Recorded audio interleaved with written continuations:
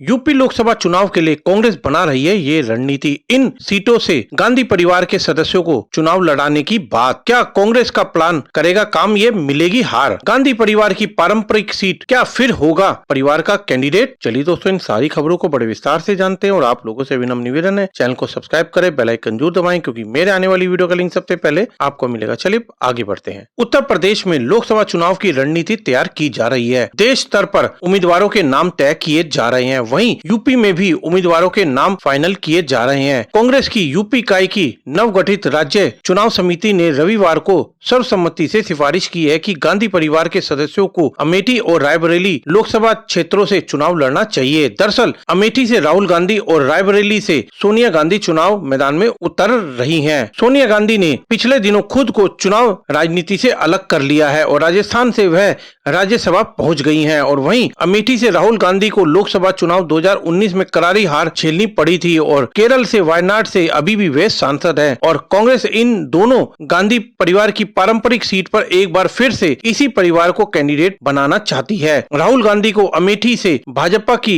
स्मृति ईरानी से हार झेलनी पड़ी थी। इसके बाद से ही अमेठी से कटते दिखे हैं राहुल गांधी और कांग्रेस ने पिछले दिनों 39 उम्मीदवारों की अपनी लिस्ट पहली जारी करी थी, जिसमें राहुल गांधी को वायनाड लोकसभा सीट से फिर से नामांकित किया गया है। और रविवार को लखनऊ में पहली बैठक में एआईसीसी महासचिव अविनाश पांडे के नेतृत्व में राज्य चुनाव समिति ने उन 17 सीटों के नाम पर चर्चा की। उन पर पार्टी इंडिया गठबंधन के हिस्से के रूप में यूपी में चुनाव लड़ने के लिए तैयार है और यूपी प्रभारी अविनाश पांडे ने कहा है कि रायबरेली और अमेठी लोकसभा सीटों पर विस्तृत चर्चा हुई है और रायबरेली और अमेठी का संबंध हमेशा से गांधी परिवार से ही रहा है और ये लोकसभा सीटें उनके करीबी हैं। इसीलिए हमने अमेठी और रायबरेली में कार्यकर्ताओं के साथ साथ पदाधिकारियों की भावनाओं के आधार पर सर्वसम्मति से प्रस्ताव भी पारित कर दिया है। हमने प्रस्ताव में तय किया है कि पार्टी के राष्ट्रीय अध्यक्ष के अनुरोध किया जाएगा कि वहां से जो भी नाम तय किया जाए वे गांधी परिवार से ही होना चाहिए। अंतिम निर्णय उनके स्तर पर लिया जाएगा